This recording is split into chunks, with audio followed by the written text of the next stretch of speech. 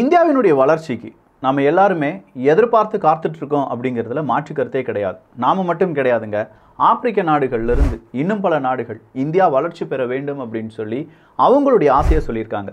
ஒரு நாடு வளர்ச்சி பெற வேண்டும் என்றால் அந்த நாட்டினுடைய இன்ஃப்ராஸ்ட்ரக்சர் ரொம்ப ஸ்ட்ராங்காக இருக்கணும். அந்த நாட்டினுடைய இன்ஃப்ராஸ்ட்ரக்சர் எந்த அளவுக்கு ஸ்ட்ராங்காக இருக்கோ அந்த அளவுக்கு ரிசர்ச் அண்ட் டெவலப்மெண்ட் அப்படிங்கிறது இருக்கணும். எந்த அளவுக்கு ரிசர்ச் அண்ட் டெவலப்மெண்ட் இருக்கோ அந்த அளவுக்கு அந்த நாட்டில் பிரைன் ட்ரைன் இல்லாமல் இருக்கணும். நம்ம நாட்டில் நல்லபடியான யூனிவர்சிட்டிஸ் படிப்பு ஸ்டடீஸ் அப்படிங்கிறது இருக்கணும். இது எல்லாம் இருக்கும்போது தான் இங்கே படிக்கக்கூடிய மாணவர்கள் நம்ம நாட்டுக்காக புதிய கண்டுபிடிப்புகளை கண்டுபிடித்து இந்திய நாட்டினுடைய வளர்ச்சிக்கு மிகப்பெரிய பங்காற்றுவார்கள். ஆனால் இதெல்லாம் கனவு மாதிரி இருக்கா? கிடையாது. நாம் இருப்பது 2023. இதை சொல்கிறது தமிழ் பொக்கிஷம் விக்கியோ இந்திய அரசாங்கமோ கிடையாது. ஒட்டுமொத்தமாக இன்டர்நேஷ்னல் லெவலில் இருக்கக்கூடிய பல அமைப்புகள் அவங்களுடைய டேட்டாவை ரிலீஸ் பண்ணியிருக்காங்க. அந்த டேட்டாவிலிருந்து சில பல தரவுகள் உங்கள் முன்னாடி. அன்பு தமிழஞ்சங்களுக்கு தமிழ் பொக்கிஷத்தின் வணக்கங்கள்.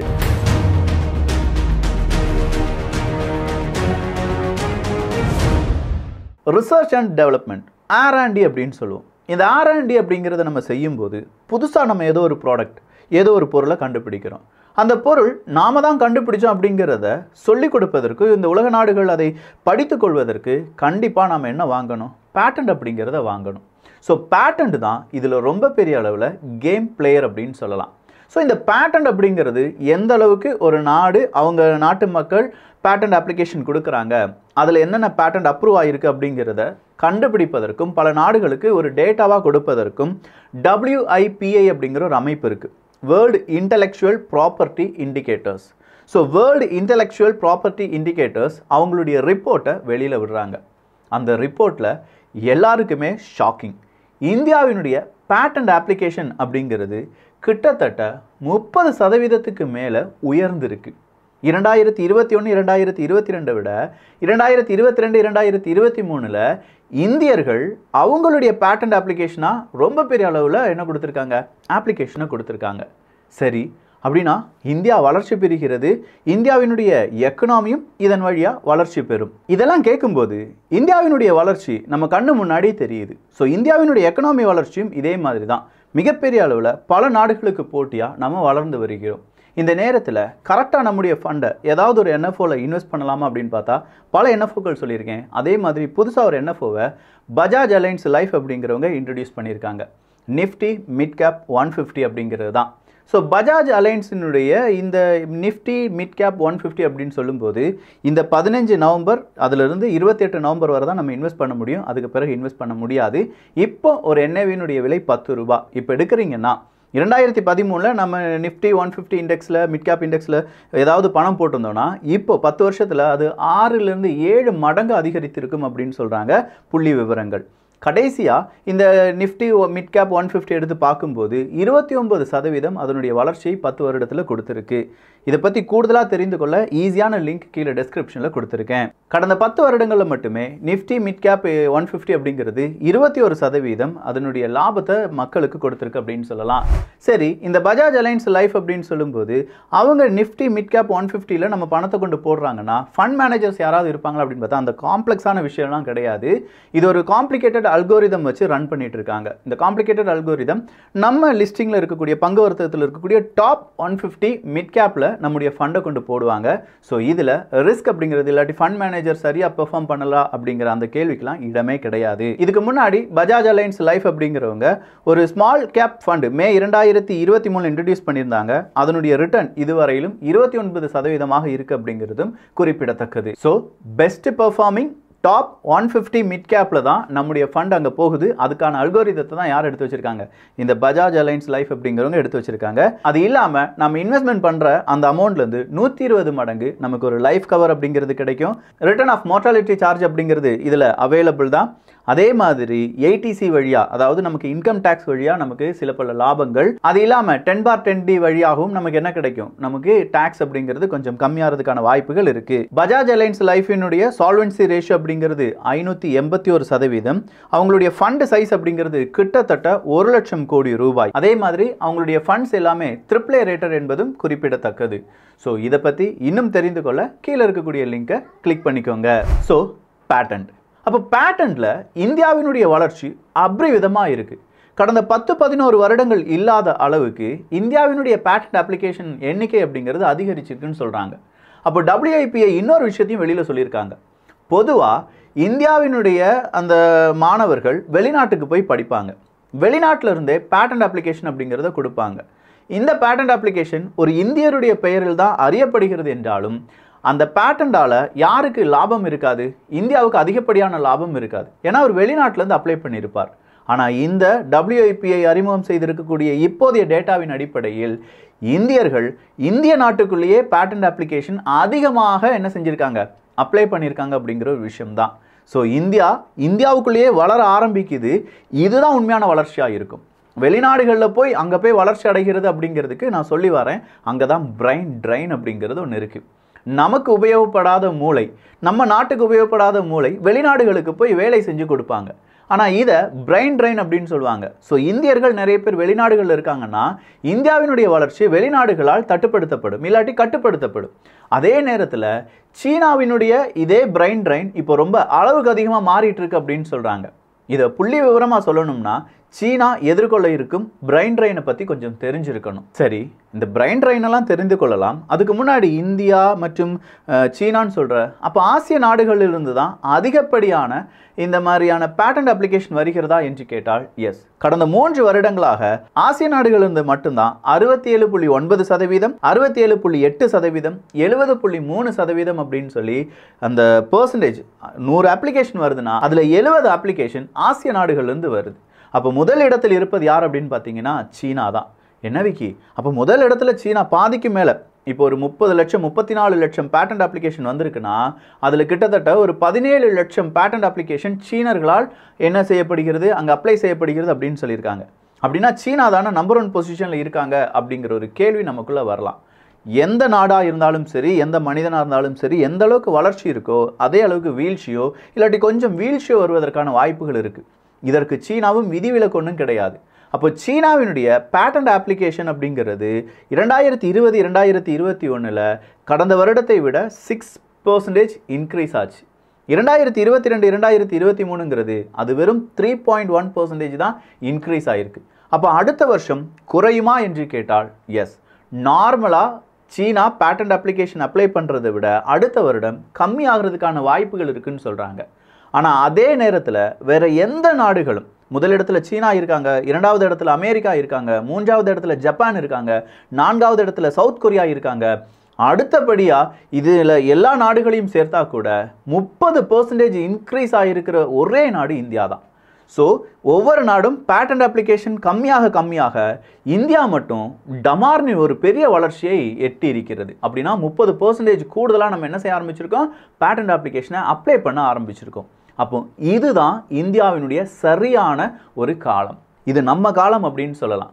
நேராக பிரைன் ட்ரைனுக்கு வரலாம். 1980-90கள் வெறும் ஒரு 30 வருஷத்துக்கு முன்னாடி போனாலே உண்மைத்தன்மை என்ன, எப்படி இந்த கிராஃப் ஏறி இறங்குது அப்படிங்கிறத நம்மளால உணர முடியும். 1980-90களில் கிட்டத்தட்ட சீனா ஒரு புவர் கண்ட்ரி தான். அவங்க ஏழ்மையான ஒரு நாடாகத்தான் இருந்தது. எக்ஸாக்டாக சொல்லப்போனால் 1992 8,70,000 சீனர்கள் வெளிநாட்டுக்கு போகிறாங்க. நாங்கள் வெளிநாட்டில் போய் வேலை செய்கிறோம்ப்பா அப்படின்னு சொல்கிறாங்க. வெளிநாடுகளில் தங்கி இருக்காங்க. அவங்களுடைய பிரெயின் அந்த நாடுகளுக்காக பயன்படுத்தப்படுகிறது. ஒவ்வொரு காலகட்டம் மாற மாற சீனாவும் என்ன செய்கிறாங்க, திடீர்னு ஒரு வளர்ச்சி பாதைக்கு திரும்புகிறாங்க. அப்படி வளர்ச்சி பாதைக்கு திரும்பி ஒரு 20 வருடங்கள், அதாவது 2012 சீனாவை விட்டு வெளியில் போய் செட்டில் ஆனவங்க அப்படிங்கிற அந்த எண்ணிக்கை எடுத்து பார்க்குறோம்னா வெறும் 1,25,000 குறைகிறது. ஸோ முதல்ல 8 லட்சம் பேர் வெளியில் போய் எனக்கு சீனா வேண்டாம், நான் இந்த நாட்டில் இருந்துக்கிறேன், இந்த நாட்டில் அறிவியல் எக்ஸ்பிளனேஷன் இல்லாட்டி ரிசர்ச் எல்லாமே செஞ்சுக்கிறேன்னு சொன்னவங்க 2012 சீனா வளர்ச்சி அடைந்து விட்டது, எனிவே வெளிநாடுகளுக்கு இனிமே போக வேண்டாம், சீனாக்குள்ளேயே நம்ம இருக்கலாம் அப்படிங்கிற முடிவுக்கு வராங்க.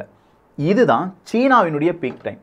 அப்போ 2012 சீனாவில் இருக்கக்கூடிய சீனர்கள் புதுசாக கண்டுபிடிக்க ஆரம்பிச்சாங்க. சீனா மறுபடியும் வளர ஆரம்பித்தது. ஆனால் இப்போ இருக்கக்கூடிய நிலைமை எக்ஸாக்ட் மறுபடியும் ரிவர்ஸாக மாறுது. ஜி ஜின்பிங் அவர்கள் மறுபடியும் சீனாவினுடைய அதிபராக இருந்தார்னா லைஃப் லாங் இனிமேல் அவர் தான் அதிபராக இருக்க போறார் அப்படின்னு சொல்லி அவங்களுடைய சட்டத்திட்டத்தை மாற்றி அமைக்க போகிறாங்க.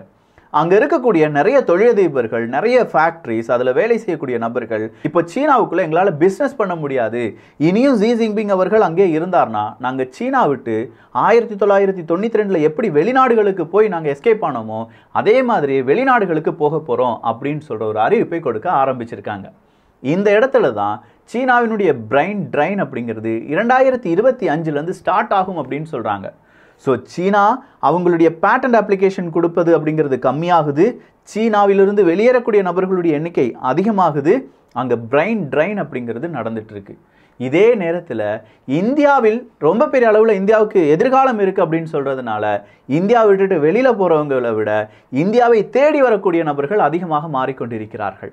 அப்போ இந்தியாவினுடைய பிரைன் ட்ரைன் அப்படிங்கிறதும் அங்கே கம்மியாக சீனாவினுடைய பிரைன் ட்ரைன் ரொம்ப பெரிய அளவில் கூடுதலாக மாறிவிடும்.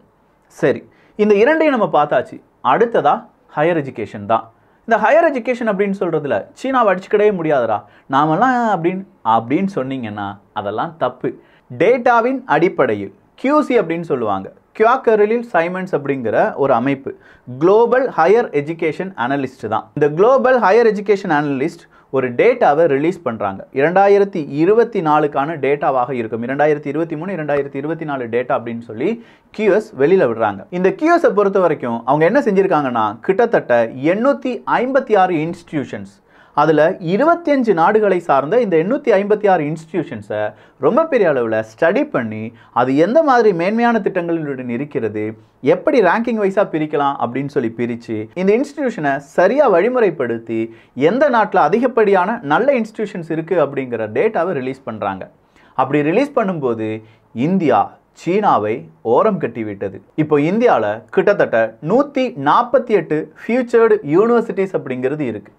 போன வருடத்தை விட இந்த வருடம் 37 ஃபியூச்சர்டு யூனிவர்சிட்டிஸ் அப்படிங்கிறது நம்ம லிஸ்ட்டில் ஆட் ஆகிருக்கு. ஆனால் அதே நேரத்தில் சீனாவில் அது வெறும் 133 ஃபியூச்சர்டு யூனிவர்சிட்டிஸ் மட்டும்தான் இருக்குது. ஜப்பானில் 96 ஃபியூச்சர்டு யூனிவர்சிட்டிஸ் மட்டும்தான் இருக்குது. அப்போ இந்தியாவில் புதுசாக 37 ஃபியூச்சர்டு யூனிவர்சிட்டிஸ் அப்படிங்கிறது வந்திருக்கு. தரமான எஜுகேஷனை இந்தியர்கள் படிக்க ஆரம்பிக்க போகிறாங்க அப்படிங்கிற அந்த ஒரு டேட்டாவை QS அமைப்பு வெளியில் விடுறாங்க. அப்படி வெளியில் விடுறதோடு நிற்கலை அவங்களுடைய டேட்டா. இதில் இந்த 148 ஃபியூச்சர்டு யூனிவர்சிட்டிஸ் அப்படின்னு சொன்னோம் பார்த்தீங்களா, இதில் இந்தியாவினுடைய எதிர்காலம் என்ன, இந்தியாவினுடைய எதிர்கால சிஸ்டம், எஜுகேஷன் சிஸ்டம் எப்படிலாம் இருக்க போகுது, இந்தியாவினுடைய எதிர்கால மாணவர்கள் என்னென்ன சாதிக்க போகிறாங்க அப்படிங்கிறதுக்கான அந்த யூனிவர்சிட்டிஸ், அந்த யூனிவர்சிட்டியில் என்னெல்லாம் டாபிக்ஸ் இல்லாட்டி என்னெல்லாம் ஸ்டடீஸ் இருக்குது அப்படிங்கிறது எல்லாத்தையுமே QS அமைப்பு வெளியில் விட்டுருக்காங்க. இவ்வளோதானா விக்கி? அப்போ இதுவே இந்தியாவினுடைய வளர்ச்சிக்கு சரியான ஒரு பாதையாக நமக்கு தெரியுதே, இதுதான் இந்த காலம்தான் இந்தியாவினுடைய சரியான தருணமா அப்படின்னு பார்த்தா ஆமாம், அதை இன்னும் கொஞ்சம் நம்ம உறுதிப்படுத்தலாம். இதனால் வரையிலும் இல்லாத அளவுக்கு இந்தியாவினுடைய மாணவர்கள் இப்போ அமெரிக்காவில் படிக்கிறாங்க. அமெரிக்காவிலே அவங்க செட்டில் ஆயிடுவாங்களா அப்படின்னு பார்த்தா இல்லை. இந்த இடத்துல அமெரிக்காவில் செட்டில் ஆகிறத விட அமெரிக்காவில் படித்த இந்தியர்கள் நிறைய பேர் இந்தியாவுக்கே திரும்புகிறாங்க அப்படிங்கிறது தான். எப்படி 1992 சீனர்கள் வெளியில் போய் படிச்சுட்டு மறுபடியும் சீனாவுக்கே வந்தாங்களோ அதே மாதிரி இந்தியர்கள் வெளிநாடுகளில் படித்து இந்தியாவுக்கே வராங்க. அமெரிக்காவினுடைய அந்த டேட்டாவின் அடிப்படையில் 2,68,923 இந்தியன் ஸ்டூடெண்ட்ஸ் அப்படிங்கிறவங்க அமெரிக்காவில் இப்போ என்ன செஞ்சிட்டு இருக்காங்க, அவங்களுடைய அகாடமிக் இயரை ரன் பண்ணிட்டு இருக்காங்க. ஆனால் இதில் யார் முன்னிலையில் இருந்தார்கள் என்று கேட்டால் சீனா. அவங்கள காலி பண்ணிட்டு இந்தியாவினுடைய ஸ்டூடெண்ட்ஸ் மிகப்பெரிய அளவில் பல நாடுகளில் இப்போ ஹையர் எஜுகேஷன் என்ன செய்ய ஆரம்பிச்சிருக்காங்க, பெரிய அளவில், அதாவது இங்கேருந்து படித்து மாஸ்டர் டிகிரிலாம் எடுக்கிறதுக்கு இல்லாட்டி இன்னும் கூடுதலாக படிப்பதற்கு அடுத்த ஒரு டிகிரி எடுக்கிறதுக்கு அப்படின்னு சொல்லி வெளிநாடுகளில் போய் மறுபடியும் அவங்களுடைய நாலேஜை வளர்க்க ஆரம்பித்து வருகிறார்கள். இதுவும் ஆய்வறிக்கையில் வெளியில் வந்த தகவல் தான். 2009 2010க்கு பிறகு இப்போதான் இந்தியாவினுடைய ஸ்டூடெண்ட்ஸ் அதிக அளவும் சீனாவினுடைய ஸ்டூடெண்ட்ஸ் கம்மியான அளவும் வெளிநாடுகளில் படிக்கக்கூடிய அந்த ஒரு இயராக மாறி நிற்கிறது என்பதும் கூடுதலான சிறப்பு. இந்த ரிப்போர்ட்டை வெளியில் விட்டது யார் அப்படின்னு பார்த்தீங்கன்னா institute of international education IIE அமைப்பு தான். இந்த IIE அமைப்பு இப்போ இந்த ரிப்போர்ட்டை வெளியில் விட்டுருக்கிறதுனால இந்தியாவினுடைய நாலேஜ் நாட் ஒன்லி யூனிவர்சிட்டிஸ் பேஸ்டாக இந்தியாவில் மட்டும் மட்டும் வளரல, இந்திய மாணவர்கள் வெளிநாடுகளையும் படிச்சு அவங்களுடைய நாலேஜை பெருக்கிறாங்க அப்படிங்கிறதோடு மட்டும் இல்லாம அடுத்ததா ஓப்பன் டோர்ஸ் ரிப்போர்ட்டின் அடிப்படையில் ஆப்ஷனல் பிராக்டிக்கல் ட்ரைனிங் OPT அப்படின்னு சொல்லுவாங்க. அமெரிக்காவில் இந்த ஆப்ஷனல் ப்ராக்டிக்கல் ட்ரைனிங்கும், அதாவது டெம்பரரி ஒர்க் பெர்மிட், நம்ம அங்கேயே படிச்சுட்டு நம்ம அங்கேயே வேலை செய்கிற மாதிரியான கொஞ்சம் காசு பார்ப்பதற்கான ஒரு வேலைன்னு வச்சுக்கோங்களேன். இதையும் யார் கூடுதலாக எடுக்க ஆரம்பிச்சிருக்காங்க? இந்தியர்கள் சீனாவை ஓவர் கம் பண்ணிட்டு எடுக்க ஆரம்பிச்சிருக்காங்க. அப்போ இந்தியர்களுடைய ஆதிக்கம் எங்க இருந்தெல்லாம் ஸ்டார்ட் ஆகுது அப்படின்னு பார்த்தீங்கன்னா, ரிசர்ச் அண்ட் டெவலப்மெண்ட்ல இந்தியர்களுக்கு விழிப்புணர்வு ஏற்பட்டு இருக்கு. பேட்டன்ட் அப்படிங்கிறத நம்ம வாங்கணும், அதை வாங்கிறது மட்டும் கிடையாது, நம்ம அதை அப்ளை பண்ணணும் அப்படிங்கிறது இந்தியாவில் இருக்கக்கூடிய இந்தியர்கள் யோசிச்சு இந்தியாவினுடைய பேட்டன்ட் அப்ளிகேஷன் அப்படிங்கிறத அப்ளை பண்ணியிருக்காங்க. அப்போ வெளிநாடுகளிலும் இதே பேட்டர்ன் அப்படிங்கிறது செல்லுபடி ஆகும் என்பதும் குறிப்பிடத்தக்கது. அடுத்ததா பிரைன் ட்ரெயின் அப்படிங்கிறது சீனாவில் அதிகரித்து வருகிறது, இந்தியாவில் கம்மியாயிட்டு இருக்கு. மூணாவதா ஹையர் எஜுகேஷன் அப்படிங்கிறதுல சீனாவை விட கூடுதலான யூனிவர்சிட்டிஸ் இந்தியாவில் வலம் வர தொடங்கிவிட்டது. குவாலிட்டியான எஜுகேஷன் சீனாவை விட இந்தியாவில் கொடுக்கப்படுகிறது. இங்கே எஜுகேட் பண்ணவங்க மறுபடியும் வெளிநாடுகளில் போய் கூடுதலான நாலேஜை பர்சியூ பண்ண ஆரம்பிச்சிருக்காங்க. அது இந்தியாவினுடைய அடுத்த கட்ட வளர்ச்சிக்கு சாதகமாக மாறலாம். நிறைய தொழில் நிறுவனங்கள், ரிசர்ச் அண்ட் டெவலப்மெண்ட்ஸ், நிறைய ஃபேக்ட்ரிஸ் அப்படிங்கிறது புதுசாக இந்தியாவில் உருவாகிறதுக்கு இதுவும் ஒரு காரணமாக மாறலாம். இது எல்லாமே சரியாக நடந்துச்சு அப்படின்னா வேற லெவலில் இந்தியா சாதிக்கும். ஸோ நான் முதலே சொன்ன மாதிரி இது இந்தியாவுக்கான தருணம், இது இந்தியர்களுக்கான தருணம் அப்படிங்கிறதுல மாற்று கருத்தே கிடையாது. நான் முதலே சொன்ன மாதிரி Bajaj alliance life Nifty mid cap 150 அப்படிங்கிற இந்த NFOவில் இப்போவே நம்ம இன்வெஸ்ட் பண்ணோம்னா, NRIலாம் ஒரு 18,000 ரூபாயில் நம்ம இன்வெஸ்ட் பண்ணுறோம்னா மாதம் நமக்கு ஒரு 2.5 கோடி ரூபாய் கிடைப்பதற்கான வாய்ப்புகள் இருக்குது. மிஸ் பண்ணிடாதீங்க, லிங்க் கீழே டிஸ்கிரிப்ஷனில் இருக்குது. ஸோ ஓவராலாக இந்தியா சீனாவை வீழ்த்தி வருகிறது அப்படிங்கிறது உங்களுக்கு புரிஞ்சிருக்கும். டேட்டா வைஸாக பார்த்துட்டோம். இதில் கேள்விகள் ஏதாவது இருந்துச்சுன்னா கீழே கருத்துக்களாக பதிவு பண்ணுங்க, அதற்கான பதிலையும் பார்க்கலாம். இந்த ஒரு காணொலி எப்படி இருந்துச்சு அப்படிங்கிற உங்களுடைய கருத்துக்கள் இங்கே வரவேற்கப்படுகின்றன. எல்லோரும் தமிழ் பொக்கிஷத்தில் இணைந்திருங்கள். நல்லதை பகிர்ந்து நல்ல சமுதாயத்தை உருவாக்குவோம். நன்றி, வணக்கம்.